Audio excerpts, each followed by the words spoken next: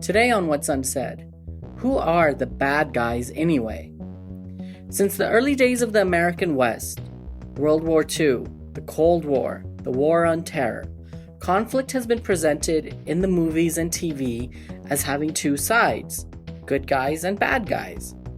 And sometimes that lenses how we view politics in our life. But reality, as always, is a lot more complicated. So what are we missing when we rely on these tropes? And how are they distracting us? After the Hayat Tahrir al-Sham, or HTS group, led the campaign that ousted Syria's President Assad in December, they were initially portrayed as liberators. Now the media narrative labels them with problematic terms like Islamist and jihadist.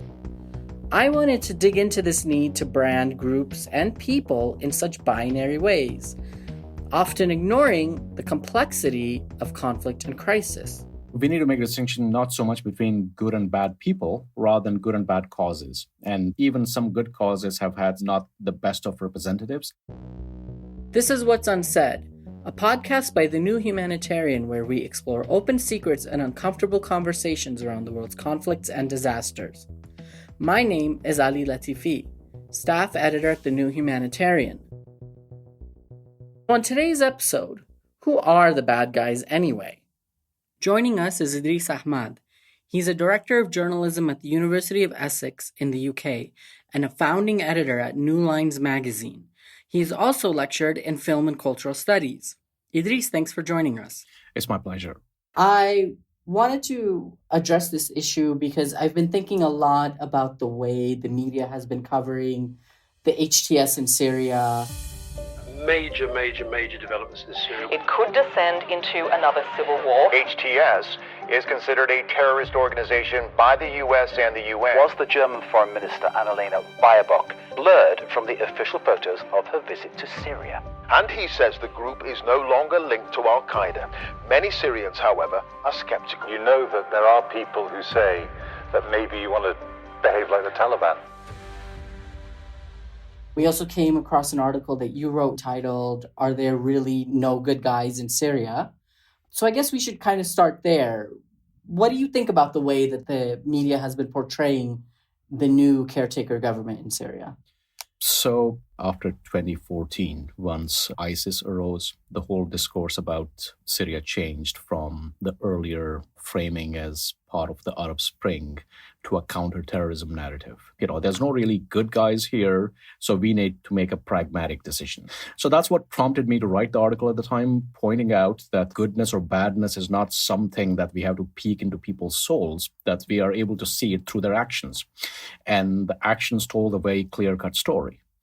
The Syrian opposition, and especially even Assad's victims, would occasionally make an appearance when there would be some spectacular atrocity, but mostly they were absent. To me, the most telling moment was in 2019 when the G7 met. And that was a time the biggest displacement of the Syrian war had happened. And there was absolutely zero coverage. Only the UN was reporting about it. And at G7, Macron made a point of excluding Syria from the agenda. So you had this combination of indifference and callousness. But now when the power dynamic has shifted, you have obviously the typical colonial tropes. And amid that, there is far more sympathetic coverage, but that is reflective of the shifted balance of power rather than any kind of change in sympathies in the coverage. So much of the emphasis has been on things like alcohol. Like one of the first posts I remember from this white female journalist was, they're breaking bottles in the Aleppo airport duty free. And then there was a video of a bar still being open in Damascus. And then obviously there was that famous BBC interview where right after they asked about women's rights, they asked about alcohol. Mm-hmm. As someone who has lived through sort of similar things here in Afghanistan, it seemed sort of pejorative and judgmental, very, very colonial in its tone. How do you think that fits into it? Do you think that it sort of brings in more of the suspicion than the sympathy? Well, there's certainly an imposition of what kind of a shape an acceptable government should take. in any part of the Muslim world. So that's why the alcohol became a key focus, the handshake, not even refused in the meeting between the German foreign minister and Ahmad al-Shara. So they acquired these oversized influence in how the coverage was framed. And what was ignored was Syria is making a big transition from literal state of genocide to something where, obviously, when you have state collapse and then a new government is being formed, there are going to be things which are in disarray. There are things which are unsettled, and they take time to take shape. But the question is, what is the hierarchy of concerns? The hierarchy of concerns for Syrians is completely different than the hierarchy of concerns for the Western media. And it is precisely because of this gap between these two things that we have had such poor understanding for so long of what the dynamics were in Syria. And one of the reasons why that counted in Assad's favor, according to the Europeans, was that he was seen as somebody who dresses like us, who acts like us, and wears a tie. Right. All these things acquired oversized significance in the Western coverage and completely ignored the disappearances, the torture, the prison networks, and the displacement. One of the things we have seen over the years is whether a regime is authoritarian or, for that matter, even it has overtly Islamist tones, its palatability depends on how willing it is to subscribe to the Western hierarchy of concerns. I mean, there's a lot of internal conflict in Syria at the moment because there's a big concern about how to tackle the problem of Israel, because Israel has taken over territory. But the Syrian government at the moment is completely, obviously, unprepared to take on a powerful regional adversary. If it confronts Israel, immediately you will see that the coverage, the tone of coverage, that even that remote sympathy that exists at the moment, that is going to completely vanish because it will be presented as yet another intransigent Islamist regime which has come to power and which is bent on creating chaos in the region. So the tone, the character of the regime becomes secondary to the fact of how much it is willing to play ball with the West. I've been noticing essentially since the HTS came to power, here in Afghanistan, the Islamic Emirate government, the Taliban-led government, they were really happy about it. They were hyping it up. They were citing it as an example of, sort of more of the world going in their direction, so to speak, of, becoming truly what they view as Islamic.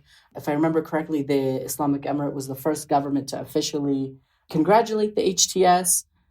But it seems that in subsequent interviews, the HTS has been very cautious to try and distance itself from the Taliban, right? Mm-hmm. That I find sort of interesting is how even these groups that might be bunched together sort of draw their own lines. Do you think that that's sort of a conscious effort on the part of the Taliban and a part of the HTS? Yes, there's an interesting dynamic here because when the Taliban had succeeded in expelling the US, there was a lot of celebrations in Idlib led by the HTS, and people started dressing like the Taliban and all that. So there was a lot of admiration for what the Taliban had achieved. But obviously, as you pointed out, that this is one of the problems with the Western coverage, that they always collapse these very different types of categories. For example, during the War on Terror era, they would always put Taliban and Al-Qaeda in the same category, right, regardless of the fact that they have very different aim, scope of their actions and ultimate vision that they have. So the HTS was very Syrian, like the Taliban in that respect, that it had a national ambition. But at the same time, tactically, they also realized that the Taliban's unwillingness to compromise has isolated them. As a result, they made a very conscious effort to distance themselves from Taliban. In fact, even the choice of clothing and everything else is very much reflective of that. That's almost like a plea. We want to be modern and not isolated. We want to be part of the world. So how much do you think that this whole image of Ahmad al-Shara wearing a tie and a suit, as opposed to, say, the Islamic Emirate, the Taliban here in Afghanistan, who still basically wear their traditional Afghan clothes, keep their beards, keep their turbans and everything. Do you think that that really plays a role in how much leeway a government will be given? I think that even the ties and everything, he knows what the media coverage is going to be. So he has preempted that by obviously getting himself a new getup and trying to appear like the kind of leader that the West would do business with. It's a pragmatic decision, and it makes sense too in the current climate, because the key test of how all of this pans out is it's not so much the Western demands for conformity that are going to matter so much as within Syria, there's this big concern that there's going to be obviously an accumulation of power by the transitional government, whether that's going to submit to any kind of democratic will in the future, or whether that's going to become like a lot of the post-revolutionary governments across the Arab world, which came, some of them with total legitimacy at the beginning, but then they devolved into these authoritarian regimes which nobody could dislodge for decades. So for Syrians, that is the bigger question at the moment. When we were just talking about the Taliban and HTS and Al-Qaeda, you mentioned the war on terror after 9/11. How much damage do you think that framework has done? Because we all remember George Bush constantly saying, this is not a war on Islam, this is a war on quote-unquote terrorists. And Donald Trump, in his inauguration address, brought up declaring war on cartels in South America. When this sort of rhetoric comes along of war on this, war on that, how do you think that also affects the way these different groups are seen? Do you think that at some point these cartels could become sort of the new Al-Qaeda, the new Daesh in the Western imagination, or at least the American imagination? Well, the irony is that even though their tactics have been pretty brutal, I mean, they carry out beheadings, they carry out assassinations, and they kill journalists. But the thing is that they have never been portrayed in a way similar to Al-Qaeda or Taliban were. The lasting legacy of the war on terror was twofold. On one hand, regardless of what George Bush said, obviously it did take the form of targeting Muslims. And the second thing was that it also created this new this break with the norms of international law. We were talking about good guys and bad guys. So the thing was that in war, generally the concept was that you're a combatant as long as you are engaged in warfare. So international law gives you protections, that you cannot be killed, you cannot be targeted as long as you're not engaged in hostilities. But the war on terror absolved all the regimes from that responsibility. Now, because you have been declared a terrorist, you have been declared essentially evil. That's an unchanging quality, that you are always going to be somebody bad. And because of that, you can be targeted. And that became the logic, that you could bomb places where somebody's having dinner with their family, or you can bomb people, at their homes, because you cannot be a reformed terrorist. That's why they even came up with those categories back then of illegal combatant and all that, because they won't be subject to the norms of the Geneva Conventions and other forms of international humanitarian law. It was almost like a depoliticization, and it was almost casting it as a theological thing, that whoever you declare to be a terrorist is always going to be evil. So because of that, you can target them anytime, anywhere, and without evidence. And that was, I think, the most damaging and lasting consequence of the war on terror. Do you think that Gaza has sort of shaken the idea of how people who care about humanitarian issues, how they view this idea of quote-unquote good and bad guys? Well, absolutely. I mean, I think that there was no, at least in the region, there was never any doubt about the good and bad of it. They saw Israel as occupying Palestinian territory and being very oppressive. But obviously in the West, it was still portrayed as this more modern society, has a free press and has democracy and all of this. What happened over the past year is that the gap between the rhetoric and the reality became so pronounced that it has basically collapsed under its own weight. You have a massive shift in how especially younger people are seeing this. I mean, because one of the big gap that has emerged is the official voices in Britain, in the EU, and in the United States, that the reality that they come and speak from their podiums is completely at odds with what people are able to see through direct postings on places like Twitter or TikTok, that you've got direct first-hand videos shot by witnesses or perpetrators, because Israeli soldiers have been posting so many of their own war crimes. And so when you see that this is what Israel is doing, and then you see your government sending unlimited supplies of weapons, obviously that is going to completely change the notion of good and bad. It's also going to create immense distrust with both the media and the governing institutions. And one effect of that is going to be total cynicism. in the shape of disengagement, but also a reflexive rejection of any claim that is officially made because everybody distrusts it. Well, we saw it in Gaza. Why should I trust you now? And irony of that is that they were blaming Russia for doing that to the Western democracies, that it's kind of creating distrust among the populations against institutions, except now they achieved it all by themselves. It's interesting that in your article, you wrote that there are no good guys or that everyone is equally bad, right? That these sorts of sayings, they've become a trope that are used by what you might consider decent people to absolve themselves of moral guilt or being bystanders to injustice. Can you sort of elaborate what that means? Because some people might look at certain conflicts and be like, well, there really wasn't a good side. Ultimately, the test of it is what principle each represents. So, for example, a lot of the state violence happens around the world on the justification of stability, that we are ensuring stability. Whereas what happens is that revolutionary violence, a lot of the time it takes, well, we are trying to do something better. We are trying to create something better. And to do that, sometimes you do horrible things. That's the justification sometimes is offered. The question is that that kind of a justification, when the means are ignored because you have a noble end, it taints any kind of cause. But the question also becomes, are the means policy or are the means the inevitable consequence of war? Because one of the things that we should disabuse ourselves, everybody, is that wars inevitably lead to atrocities. Even the best side that you can think of has committed atrocities in any kind of war. The question ultimately becomes whether that atrocity is policy or is that atrocity an inevitable consequence of war.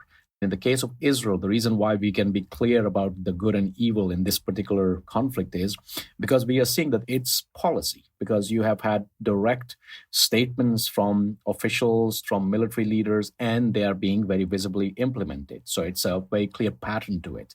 In the case of Syria, there were atrocities by the opposition, first of all, because there was no such hierarchy which could issue orders that, okay, you do this, you do that, and that other part of the country. So there were atrocities, but they were not systematic. Whereas on the other hand, you had the regime, which had its vast networks of torture centers where it was using things like the barrel bombings or even the chemical weapons, or generally the way it crushed protesters. That was very much deliberate policy. So because of that, what I was trying to argue in that article was that when we throw up our hands, oh, there's nobody with clean hands. That shouldn't be the test. The test should be, is there a pattern to the behavior? If it suggests that there's a systematic disregard for human lives from one side, so then it's very clear that, okay, the other side may not be perfect, but I know who the bad guys over here are.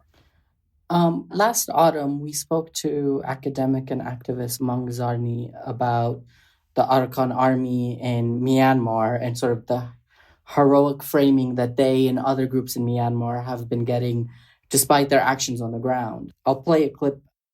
This Hollywood type happy ending is something that readers and viewers like to feel. There has to be some kind of resolution where the groups that are portrayed as good guys prevail over the bad guys, right? And then he went on to say that the media should take a step back and stop promoting this good versus evil. Yes, there are good and there are evil people and organizations, but this template is simply fueling the multiple conflicts in Burma. Do you think that if we moved away from this sort of Super Mario binary of good and bad, that would actually help people to understand the complexities of these conflicts? I think we need to make a distinction not so much between good and bad people rather than good and bad causes. And even some good causes have had some not the best of representatives. So the question ultimately becomes, or in fact, I remember Myanmar when there was a big monks protest more than a decade back. So universally, they were seen as, well, these peaceful Buddhist monks are up in arm against the regime and something worth supporting. But later, many of the prominent figures of that were directly implicated in the genocide against the Rohingyas. So ultimately, the test of it is not so much who are the good guys and bad guys. It's about who has the better cause. It's multidimensional because, people, even, for example, the idea of equality between people, it's a very noble idea. But if the person implementing it becomes Stalin, obviously it leads to very different type of outcomes. So there has to be vigilance. Does the cause justify mass atrocities or any kind of things that we would morally reject? If even a noble cause is leading to actions which we cannot accept, we have to be naturally skeptical. One of the things that we should, again, abandon is this notion of goodness or badness as being inherent to people or organizations. Situations change and the character changes accordingly. In fact, power is the most important factor in what changes this dynamic. In Algeria, you had the FLN leads a very popular uprising against French colonialism. But after the defeat of French colonialism, they got accustomed to power, they accumulated power, and then they became a really oppressive force. So there's no inherent goodness or badness. It's the situation that determines how actors respond to it, whether they act nobly or not. Unfortunately, the media does like to create good guys and bad guys, though. Mm-hmm. Talking about distress of the media, you're a senior lecturer in the Department of Literature, Film, and Theater Studies. How much do you think that film and television have affected how the global public sees humanitarian crises and conflicts? Well, I think the main way they have affected this because they don't see humanitarian crises and conflicts, or to the extent that they see it in this way depoliticized terms, that there are some places where people are very unfortunate and then some white guy who's going to come in and be very nice to them. And the situations will become a scene for the redemption of the Western hero. I mean, if you look at the way the Iraq war was portrayed or the way the war in Afghanistan was portrayed, in fact, just after the retreat of the United States, several films came out and they all had the same trope. Here is the well-meaning Westerners who came in and who wanted to do good, but the people were not prepared for it, and they are too backwards to accept that. Or the good guy is usually a very meek and needy person whom the West can feel better supporting. The way these stories are written and the way they are portrayed end up reinforcing the existing tropes. I mean, the films from Iraq, which became successful, were not films which were critical, because the films that became popular were films like Hurt Locker or 0-30 or American Sniper. Your dad, he's a hero. He saved my life. A lot of guys wouldn't be here without him. It was more about the Western internal struggle, that the person who goes there and gets trauma and is dealing with his trauma because of the horrible things he has seen the people out there do, that he was there to help. So you have this sense of innocence, of Western innocence, which is perpetuated through this medium. And art is a very powerful medium because for most people it becomes a substitute for history. They're not going to be reading a lot of books about Afghanistan or about Iraq. But what happens is that the art becomes a substitute for that. And because of the whole sheer materiality of Hollywood, when they speak about it as an industry, the amount of money that gets invested in the production and distribution of films, it can't be matched by any smaller cultural power. So that cultural authority gives you immense power to shape not only the discourse, but perceptions over a longer period of time. I remember this online trope that goes around every time these kinds of movies come out, where people say that, the West invades your country only to make a movie 20 years later about how bad they felt about it. Yeah, it's always centered on the innocent Westerner who goes there very often with good intentions and then is kind of disabused by the reality. And in fact, we have this sense that because we are a good guy, we could go and do good. But the thing is, our goodness doesn't always yield the right results because those people do not necessarily want to be helped. So it was presented as somehow their flaw, that they don't want to be helped. And the West somehow has always pure intentions. And there are in these cases, no extrajudicial killings, no night raids, no bombings, which kill some grandmother. And so all of these things are swept under the rug. I mean, I would love to see a film about that, about a elaborate raid on like the MSF hospital that was bombed in Afghanistan. Yeah. I would like to see a film about something like that, about not just the incompetence, the indifference, and just the intentional disregard for the lives of the people whom the West is supposedly out to help.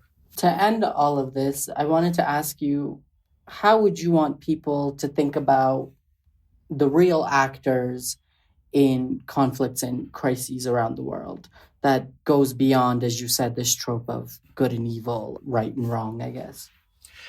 My background is in sociology, and one of the most important books in sociology was by C. Wright Mills. It's called The Sociological Imagination. And people have to develop a certain degree of a sociological imagination when they look at conflicts or even acts of terrorism. When you see something, you have to always think in terms of nothing comes out of the void, and there's no such thing as pure evil. In fact, this was one of Hannah Arendt's big insight, that even when you looked at mass murderers like Adolf Eichmann, his evil came from very banal motivations. Somebody wanted a career advancement, somebody wanted just to enrich themselves. Banal motives lead people to do evil things. So evil as a category has to be reconsidered. And in conflicts, is the cause worth supporting? And secondly, the people who are pursuing a cause, are they adhering to their own stated principles? So the US could be saying, we're bringing freedom in the world. And who would be against freedom? All of us like the idea of freedom. But the question is, are they living up to their own stated principles? They say they defend human rights, or they value individual rights and political rights and freedom of speech. Are they protecting all of these things? If they're not, there is the reality of the evil that you have to fight. The evil is situational. It's not something inherent to people who, in fact, evolve.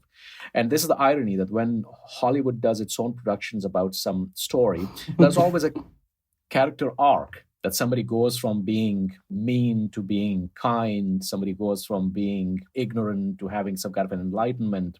And because of that, we have to reject that notion that people are inherently one thing or the other. People have the potential to change. But if people are abusing power, especially if they are abusing their power to oppress others, that is the evil that you always have to then be against. Idrees, thank you so much for speaking with us today. It's an absolute pleasure. Thank you. Idrees Ahmad is the Director of Journalism at the University of Essex in the UK and founding editor of New Lines magazine. Please visit thenewhumanitarian.org for ongoing reporting on humanitarian work and crisis zones around the world. And what are people afraid to talk about in today's crises? What needs to be discussed openly? Let us know by sending an email to podcast@thenewhumanitarian.org. Subscribe to The New Humanitarian on your podcast app for more episodes of What's Unsaid, a podcast about open secrets and uncomfortable truths, hosted by Obi Anyadike and me. This episode is produced and edited by Freddie Boswell, sound engineering by Tevin Sudi, with original music by Whitney Patterson and hosted by me, Ali Latifi. Thanks for listening.